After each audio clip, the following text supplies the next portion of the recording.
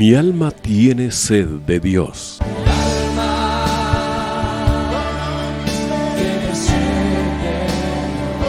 Un espacio que reconforta, alienta y motiva a la luz de la palabra de Dios.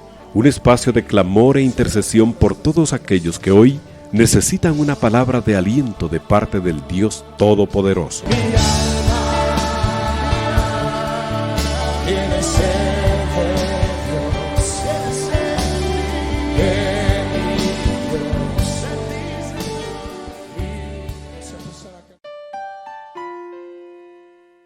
Bendiciones, amados hermanos que nos escuchan en su programa Mi alma tiene sed de Dios, de Radio 760 y de Iglesia de Cristo Elim Central. Estamos agradecidos con el Señor por esta oportunidad que nos da de compartir su palabra, de dirigirnos a ustedes y también de unirnos en oración junto a ustedes por las peticiones que han hecho a través de la radio, y sabiendo que del Señor viene la respuesta, viene la sanidad, viene la restauración, viene la salvación, viene la provisión. De Él viene todo, hermanos. Entonces queremos, es un tiempo para creerle al Señor y creer su palabra, amarla y guardarla. Así que con la ayuda del Señor pues queremos compartirla y pedirle el auxilio al Espíritu Santo para poder trasladar el sentir que el Señor tiene para nosotros en este programa. Gracias, hermanos, por permitirnos entrar ahí en la intimidad de su hogar o donde quiera que usted se encuentre, y oramos al Señor para que sea un programa de bendición y de edificación para su vida. Le saluda a su hermano en Cristo, Sergio Argueta, y siempre agradecido con el Señor. Bien, mis hermanos, pues en esta oportunidad el Señor ponía en mi corazón hablar acerca de la conquista del alma. Obviamente la conquista del alma es a través del ministerio del Espíritu Santo, formando la imagen de Cristo en nosotros. Esa es la conquistar el alma, o sea, no solo vencer las áreas que tenemos ahí, que nos están deteniendo en nuestro crecimiento, en nuestro desarrollo hasta alcanzar la madurez, sino que también dar frutos, ¿verdad? Dar frutos de esa buena tierra que somos. Amén. Entonces, en el nombre de Jesús, quiero que me acompañe a Deuteronomio capítulo 11. Ahí el Señor, a través de Moisés, le habla a su pueblo y le dice muchas cosas, y que no se olvide de amarlo a Él. Entonces dice el versículo 1: amarás pues al Señor tu Dios, y guardarás siempre sus mandamientos, sus estatutos, y sus ordenanzas, y sus mandamientos. Mire, todos esos detalles pidió el Señor. Dice: amarás pues al Señor tu Dios, y guardarás siempre sus mandamientos. Entonces, cuando uno ama al Señor, pues lo que quiere hacer es obedecerle y entender su palabra y guardarla, ¿verdad? Guardarla es ponerla por obra, vivirla. Comprendan ustedes hoy, dice el versículo 2, que no estoy hablando con sus hijos, los cuales no han visto la disciplina del Señor, su Dios, su grandeza, su mano poderosa, su brazo extendido, sus señales y sus obras que hizo en medio de Egipto, a Faraón, rey de Egipto, y a toda su tierra. Entonces, aquí hay algo bien importante, porque dice, no está hablando con sus hijos. O sea, estoy hablando con ustedes, los responsables del hogar. Estoy hablando con ustedes, ya sea padre o madre, o si solo está un papá o uno o la mamá, o si solo está una abuelita, un tío a cargo de ese hogar, pero el Señor te ha llamado a esa responsabilidad por los tuyos. Entonces, aquí el Señor le hace ver al pueblo de Israel que es a ellos a quienes está dirigiendo, no a los hijos, porque cuando dice a sus hijos no se refiere a hijos grandes, sino se refiere a hijos pequeñitos, niños, y esa generación que nació en el desierto, pero que ya no vio todos esos portentos y maravillas que hizo en Egipto, ¿verdad? Obviamente entran hijos grandes, por supuesto, pero que no estuvieron en esa liberación tan grande que el Señor hizo. Dice, sus señales y sus obras que hizo en medio de Egipto, lo que hizo al ejército de Faraón, a sus caballos y a sus carros, al hacer que el agua del Mar Rojo los cubriera cuando los perseguían a ustedes, y el Señor los destruyó completamente. Entonces ahí el Señor les está recordando a ellos que fue de una manera poderosa como fueron liberados de la esclavitud de Egipto. Y era una cuestión de vida o muerte. Había que salir. Cuando Moisés y Aarón le hablan al pueblo y a los ancianos y les explican la liberación que Dios va a hacer, y van viendo ellos las maravillas, las señales, y que cada vez se endurecía más Faraón, pero más engrandecía el Señor su poder. Entonces se dieron cuenta ellos de que esa liberación se iba a dar sí o sí. Entonces les dice en el 5, lo que hizo por ustedes en el desierto hasta que llegaron a este lugar. Ese es otro tiempo.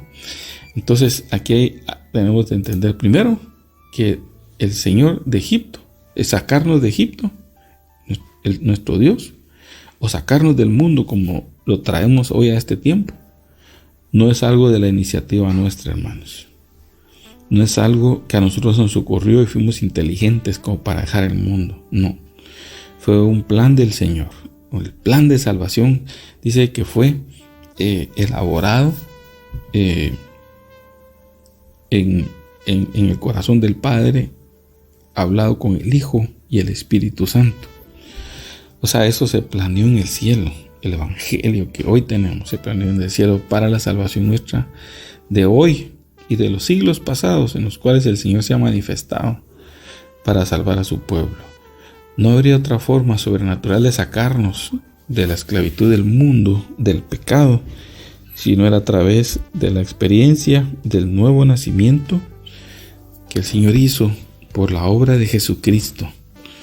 Tendría que ser poderosa para vencer a Faraón, ¿verdad? Que es el figura del diablo que tiene tomado el mundo como príncipe. Así se presentó delante del Señor, porque a él le habían sido dados los reinos por el pecado del hombre. Entonces pasó la primera parte. Entonces era salir de Egipto. Esa es la experiencia que tú y yo hemos pasado en el nuevo nacimiento. Ahora venía el desierto. El desierto tenía que atravesarlo. ¿Cómo? Obedeciendo al Señor, escuchando los mandamientos. El desierto tenía una función también, y era descontaminarlos de Egipto. Fue un tiempo de ministración a su mente, a su corazón, de toda la contaminación, toda la enseñanza que traían de Egipto, porque bajo esa forma de pensar no iban a poder tomar la tierra prometida. Entonces ahora hablamos de otro ambiente que era el desierto. En el desierto el Señor les hablaba. Lo que Él quería era que ellos se conocieran a sí mismos cómo eran y de qué eran capaces, y conocer a Dios en su poder para sostenerlos en medio del desierto. Entonces aquí es algo bien importante, ¿verdad? Que en medio de las pruebas, en medio de las luchas, el Señor nos va a sostener, hermano, porque son desiertos que pasamos a veces. Pero ¿cuál es la intención del desierto? La intención del desierto es el Señor limpiar nuestro corazón. ¿Qué es la intención de las pruebas? ¿Verdad? Es limpiar nuestro corazón. y renovarnos para amar al Señor, para entender sus mandamientos, es matar lo mundano en nosotros. Por eso a veces no entendemos las pruebas que pasamos, las luchas, y no cabe duda que es el Señor trabajando en nuestras vidas para no salir igual, hermanos. Entonces esa fue la función del desierto. Y toda aquella generación, dice, que salió de Egipto, no entró, se murió en el desierto. Era morir Egipto en el desierto, lo que de Egipto habían sacado ellos y llevaban en sus corazones. Y a la vez conocer a ese Dios maravilloso que los había liberado, los mandamientos que les estaba dando, las advertencias acerca de los pueblos de alrededor a los cuales iban a enfrentarse y entrar a esa tierra de reposo. Entonces es interesante ver de que ahí el Señor los lleva de la mano. Dice también, lo que hizo por ustedes en el desierto hasta que llegaron a este lugar. Fueron 40 años, hermano. 40 años 40 es número de prueba, ¿verdad? 40 días estuvo Jesús en el desierto. Entró 40 días en ayuno y ahí fue probado él. Y nosotros no somos la excepción. Vamos a ser probados en esas tres áreas: en necesidades del cuerpo, necesidades del alma y necesidades del espíritu. Entonces, ¿en dónde fue probado esos 40 días Jesús? En el desierto. ¿En dónde fue probado Israel? En el desierto. ¿En dónde vas a ser probado tú y voy a ser probado yo? En los desiertos que pasemos, donde va a haber muchas situaciones que Dios va a permitir y que a veces nuestra carne va a protestar, va a pelear, ¿verdad? Pero Dios va a hacerte libre de esa contaminación de Egipto, de esa forma de caminar del mundo, de los deseos que tenemos que revisarlos, hermanos, de los impulsos que traemos, ¿verdad? Ellos no solo murmuraron, ¿verdad? Se opusieron a la autoridad, fue parte también de lo que hicieron. Renegaron de las cosas que Dios les estaba dando y despreciaron el maná. Son esas luchas de la carne que Dios tenía que tratarlos de alguna manera. Les ponía serpientes para que los mordieran, con la intención de que ellos miraran a la serpiente de bronce que había sido levantada, para ser salvos solo con verla y creer. Entonces era un ambiente hostil, ¿verdad? Para que ellos volvieran en sí. Y dice aquí, también vieron lo que hizo a Datán y a Abiram, los hijos de Eliab, hijo de Rubén, cuando la tierra abrió su boca y los tragó a ellos, a sus familias, a sus tiendas y a todo ser viviente que los seguía en medio de todo Israel. Pero ustedes con sus propios ojos han visto toda la gran obra que el Señor ha hecho. Entonces esa parte es del desierto, nos hace revisar nuestro corazón, hermanos.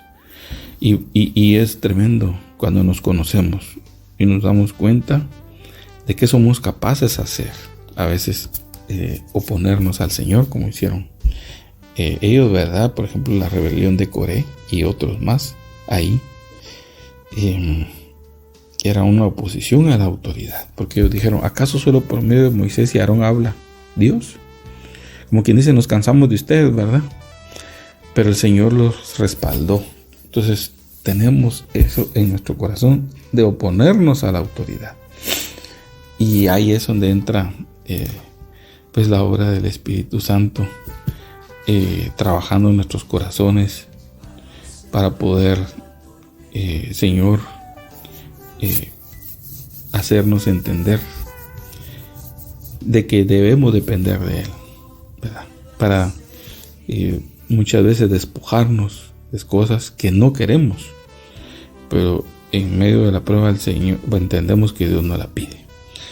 Bien, entonces sigamos leyendo. Dice: Guarden pues, dice el versículo 8 del capítulo 11, todos los mandamientos que les ordeno hoy, para que sean fuertes y entren y tomen posesión de la tierra a la cual entran para poseerla.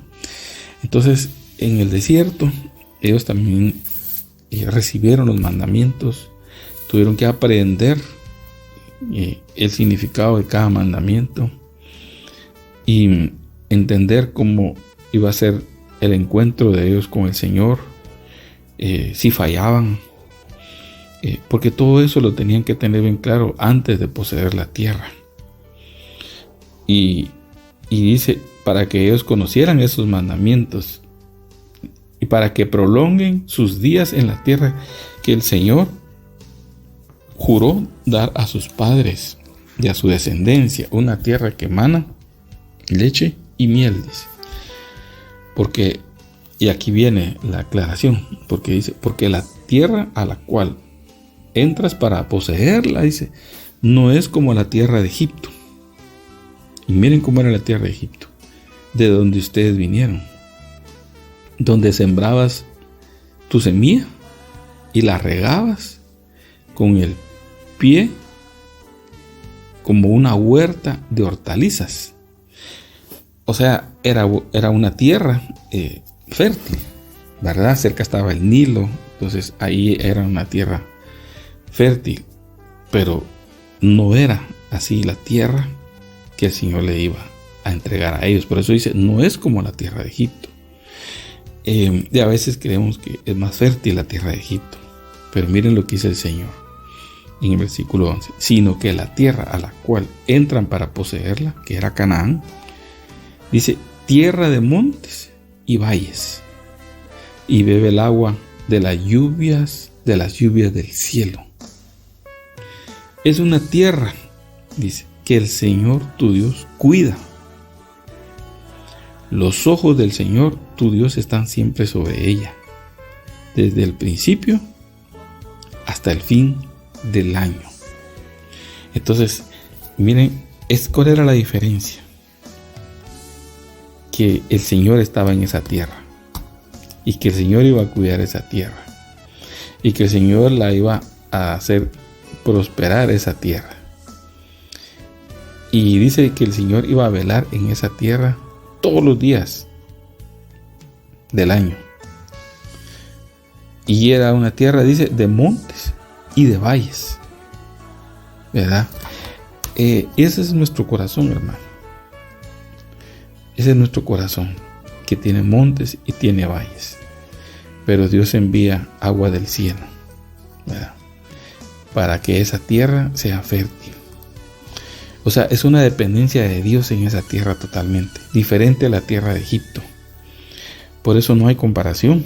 Cuando tú a veces anhelas, querer retroceder y volver a la tierra de Egipto, tomar las prácticas que hacía antes para, por ejemplo, dirigir tu matrimonio, tomar las prácticas de Egipto para educar a tus hijos, para caminar creyendo agradar a Dios, pero viviendo con el corazón en Egipto. No es así. Y le dice el Señor en el 13, y sucederá que si obedecen, dice, mis mandamientos que les ordeno hoy, de amar al Señor su Dios y de servirle con todo su corazón y con toda su alma, Él dará a la tierra de ustedes la lluvia a su tiempo, lluvia temprana y lluvia tardía, para que recojas tu grano, tu vino nuevo y tu aceite. Y Él dará hierba en tus campos para tu ganado, y comerás y te saciarás. Entonces, ¿qué era lo que iba a hacer esa tierra fértil? Obedecer los mandamientos del Señor, amarlo a Él y servirle con todo el corazón y con toda el alma. O sea que era una tierra que iba a ser próspera dependiendo del amor que tú tuvieras por el Señor, dependiendo del amor que tenías en guardar sus mandamientos. Y ahí es donde ya entramos al plano actual. Dios quiere darte prosperidad, quiere darte lo mejor. Dice vino, grano y aceite. Pero todo va a depender del amor que tengas hacia el Señor. Por eso es que a veces hay hijos de Dios escasos, y no estoy hablando de lo material. Me refiero a que no tienen gozo en sus corazones. Todo es pleito, todo es enojo, todo es ira, todo es frustración, amargura. Cuando Dios nos ha metido a una tierra que nos quiere hacer volver al principio de la palabra, que es amarlo a Él y guardar esa palabra que Él nos ha venido explicando de hace tiempo, hermanos, y servirle, porque esas tres cosas es la que debe hacer un hijo de Dios. Pero hay hijos de Dios que no quieren servir al Dios que los ha salvado, al Dios que les ha demostrado que ha estado con ellos en el desierto, al Dios todopoderoso que ha dejado ver su mano en medio de la prueba, en medio de las circunstancias. Y ya cuando entra a la tierra de Canaán,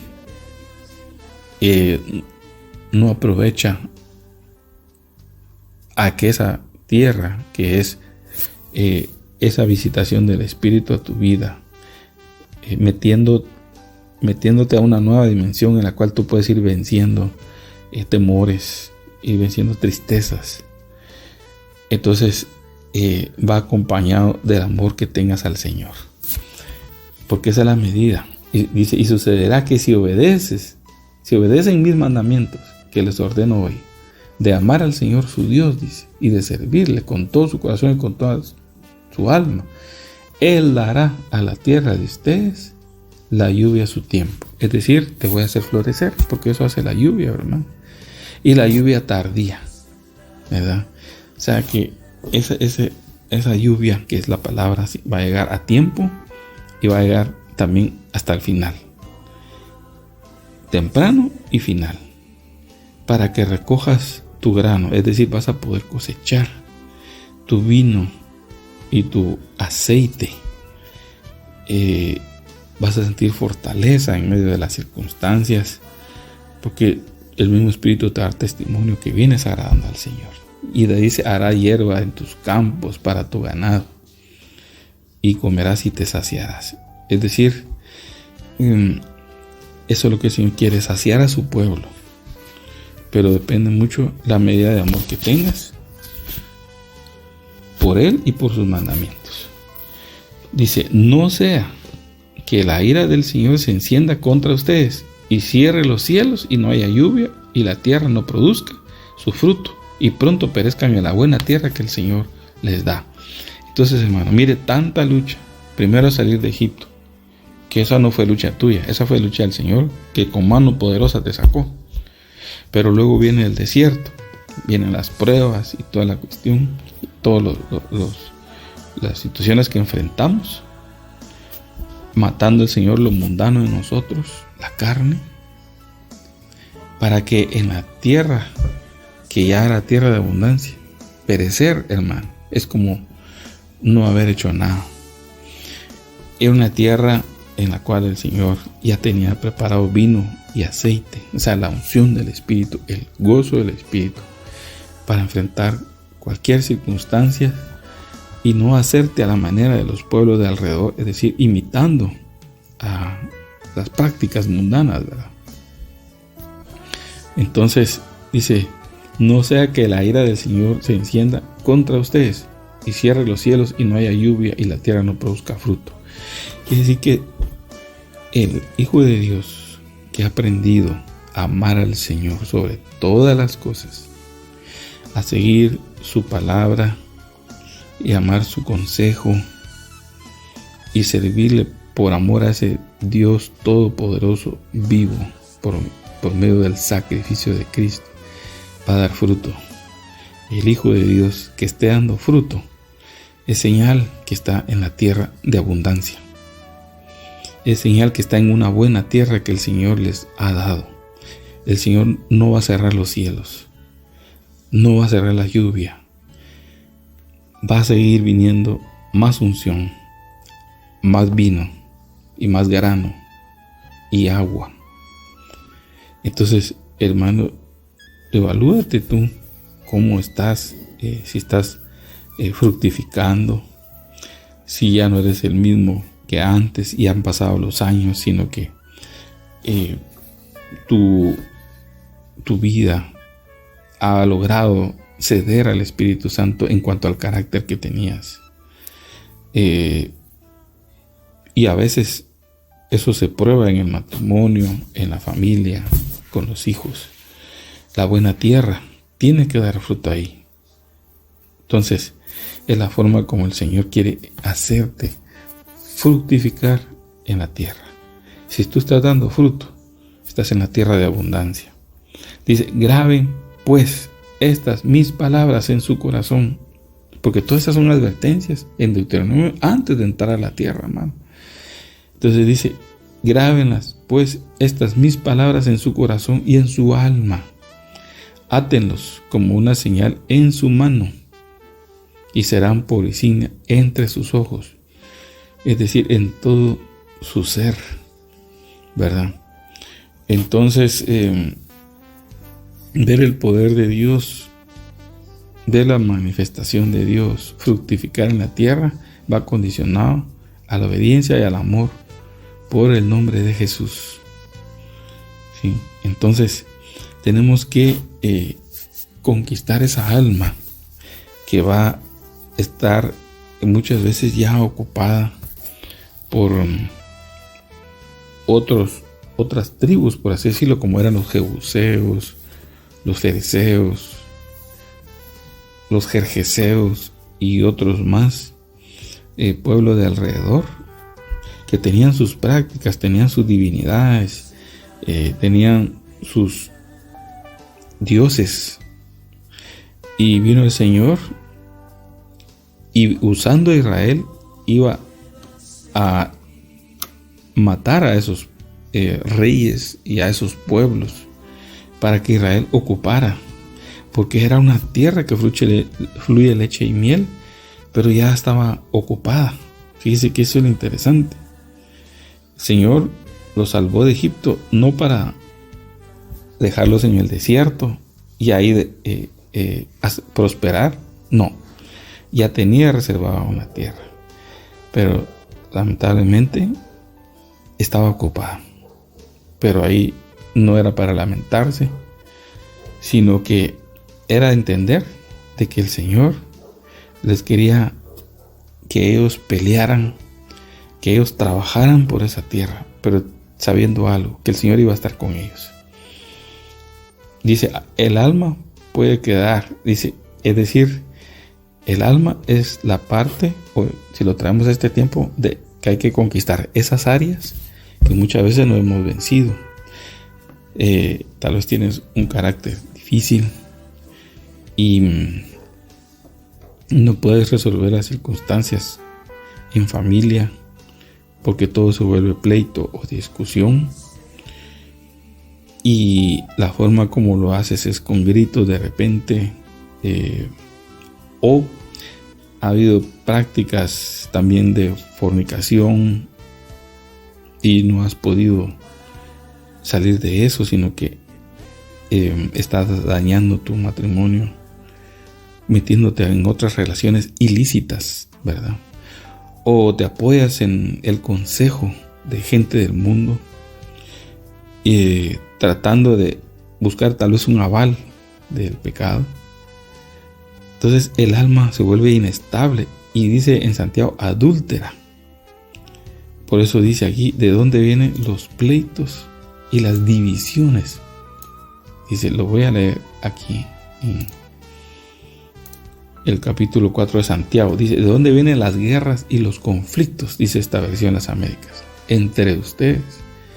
¿No vienen de las pasiones que combaten en sus miembros? ¿Y las pasiones dónde están, ve, hermano? Está en el hombre caído, en esas bajas pasiones. Ustedes codician y no tienen, por eso cometen homicidio. Son envidiosos y no pueden obtener, por eso combaten y hacen guerra. No tienen porque no piden. Piden y no reciben porque piden con malos propósitos para gastarlo en sus placeres. Y luego dice aquí, oh almas adúlteras, ¿no saben ustedes que la amistad del mundo es enemistad con Dios? Entonces, hermano, tenemos que revisar nuestra alma. Si no estamos en ese adulterio espiritual, ¿verdad? Y estamos más a gusto, estamos más contentos con amistades del mundo que en el Señor. Que congregarnos, que buscar juntos en el Señor y dar fruto en esa nueva tierra que Él quiere darnos, que es esa tierra en nuestro corazón que tiene que pelear con todo esto que acabamos de leer, con todas esas guerras y conflictos que se dan, dice, entre las pasiones y los miembros.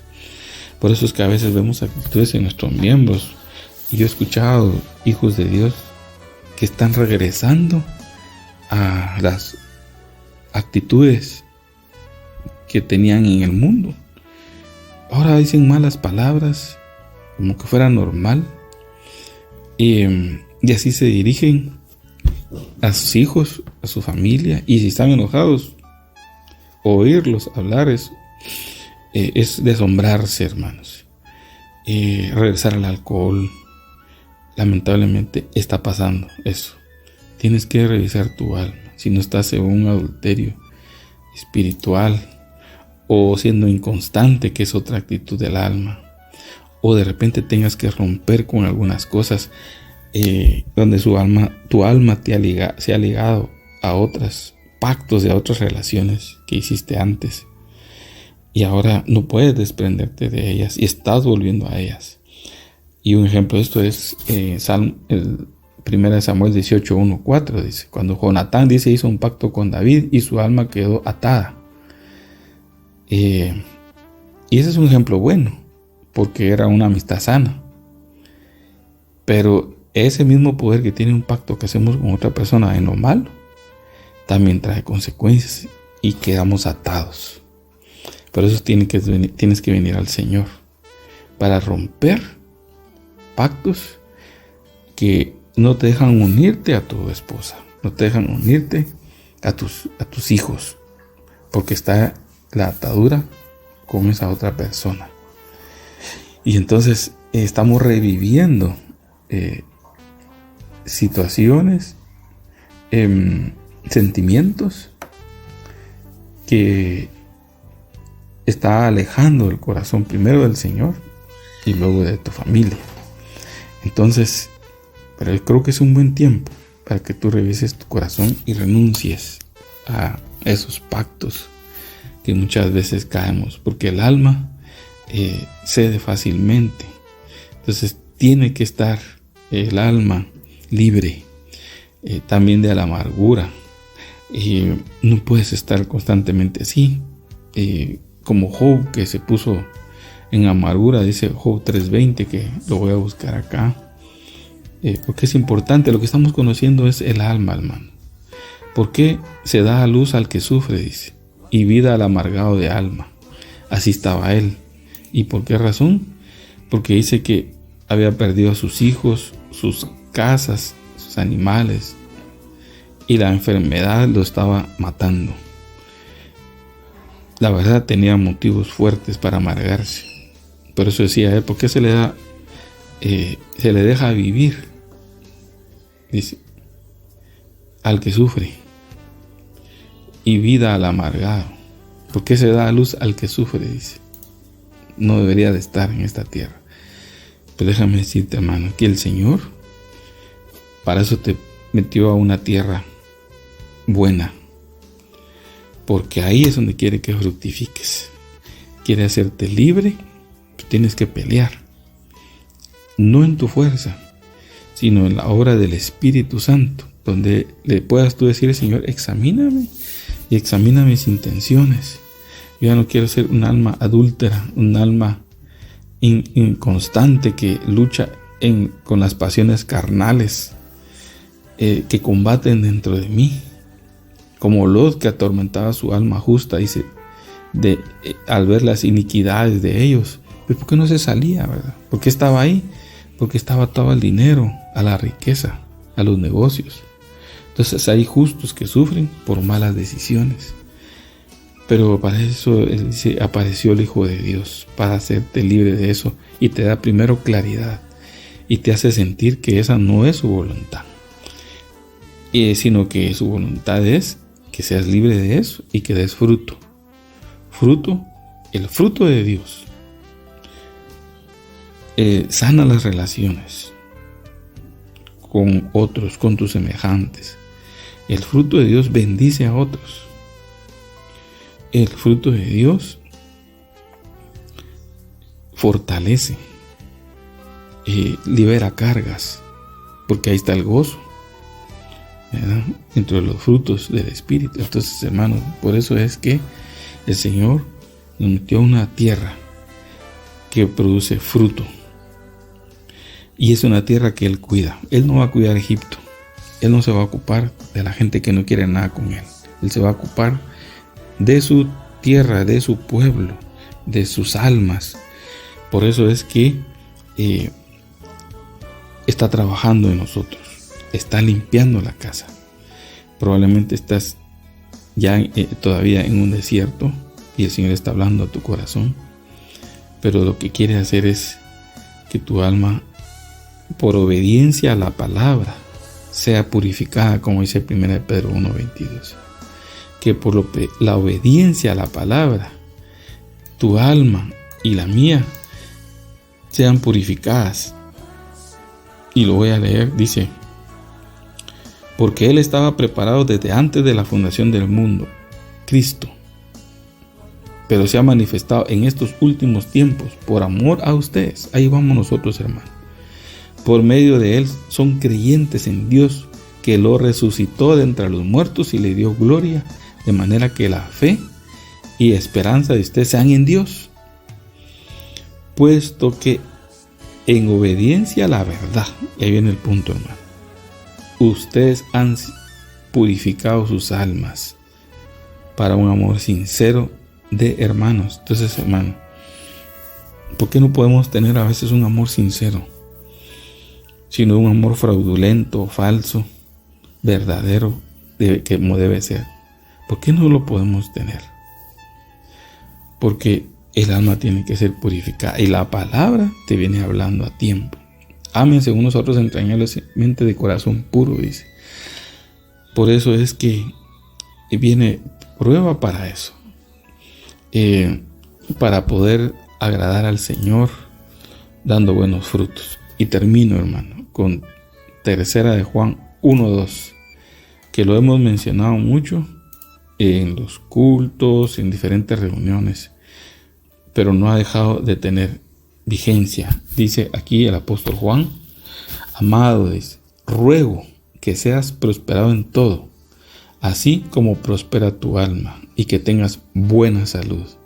Entonces, mire, hermano, cierro con eso. La prosperidad del alma es que sea fructífera. Y esa prosperidad en todo, dice, que también se va a reflejar en lo material, en una vida de paz, en una familia donde hay reposo, donde hay libertad de podernos expresar, aunque haya dificultades, pero tenemos el canal abierto para abrirnos ahí, hermano. Qué mejor lugar que para ministrarnos, que un padre con sus hijos, un esposo con su esposa.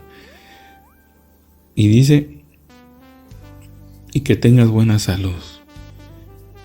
La salud va a ser un reflejo del alma en la mayoría de los casos, no digo que todos, pero sí en la mayoría de los casos, hermano. Pero si tu alma viene prosperando, si viene cediendo a las sugerencias del Espíritu Santo, a las órdenes del Espíritu Santo, vas a ver el fruto de ese trabajo, de esa rendición y de esa obediencia por amor al nombre del Señor en Cristo Jesús, y por el poder del Espíritu Santo, que te van a ayudar a fructificar a la tierra a la cual el Señor te ha llamado, en el nombre de Jesús. Bien, mis amados hermanos, queremos unirnos en oración por sanidad y por salud de mis hermanos que reportaron, hermana Judith, hermano Eduardo Romero, también un anónimo. Catalina también pide Oración. Marcela, que está mala de un pulmón. Irene Celina va a ser operada. Esaú Aldana tuvo un accidente. Abilail Aquino por sanidad, igual que Estelita. Ruth Noemí. Un anónimo dice que fue hospitalizado en Villanueva. Carmencita pide por sanidad, igual que Karina, Joaquín, María Gómez, María Magdalena. Yoasca dice que sanidad, su familia está en el intensivo por accidente. Anita Santos por sanidad. Guaito dice aquí, sanidad por su hijo ya que le quitaron un riñón. Delfina por sanidad. Mari Velázquez por sanidad, su nieta fue operada. Jorge Loarca por salud, igual que Jenny Ortiz.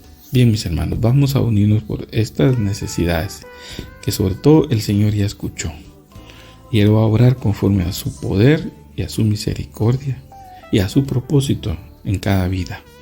Padre, por los méritos de tu Hijo Jesucristo, a quien nos debemos, Señor, y estamos hoy delante de ti, no por nuestros medios, no por méritos, sino por la gracia de nuestro Señor Jesucristo.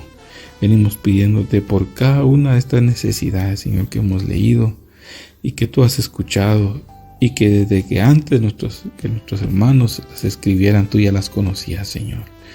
Te pedimos, Padre, por que des respuesta, Señor, en tu amor, en tu misericordia, a tus hijos y a tus hijas que han orado y clamado, Señor, por esa sanidad que están esperando en sus cuerpos.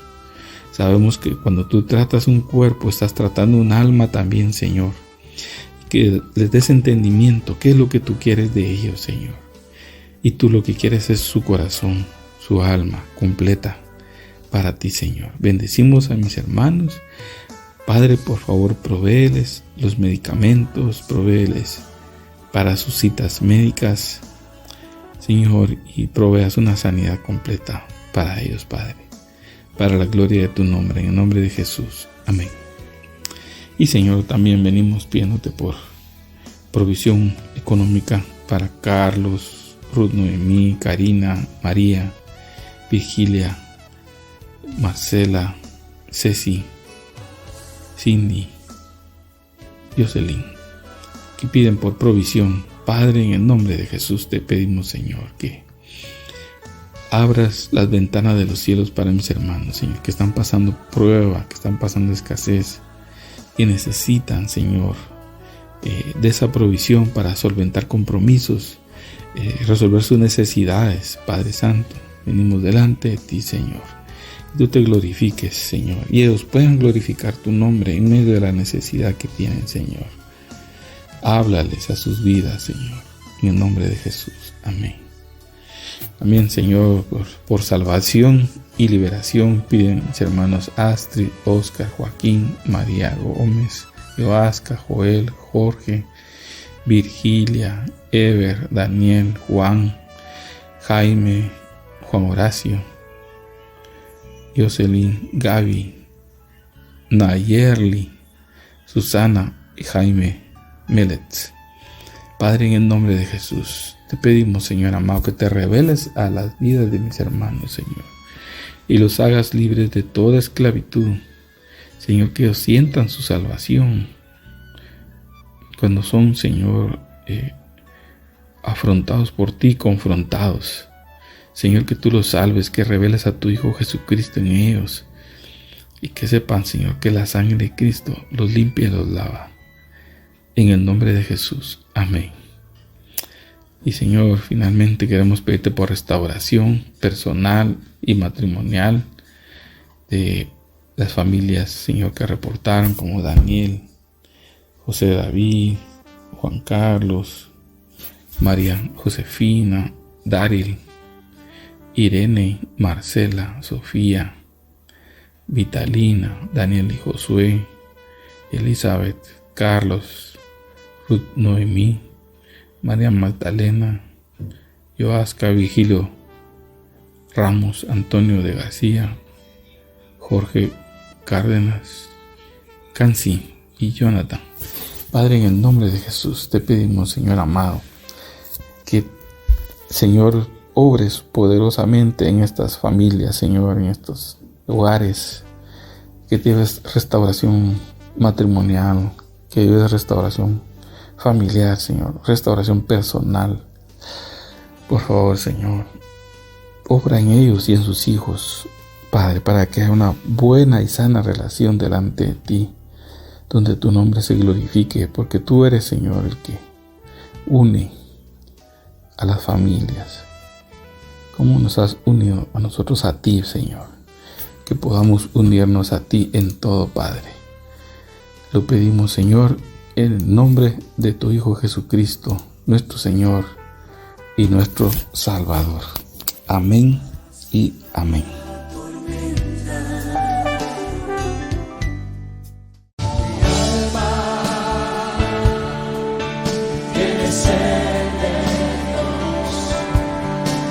Hemos presentado Mi alma tiene sed de Dios.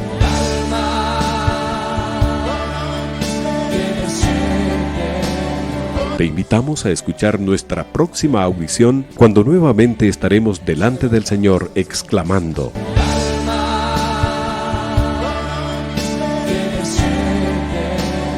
Mi alma tiene sed de Dios. No te lo pierdas. Tiene sed.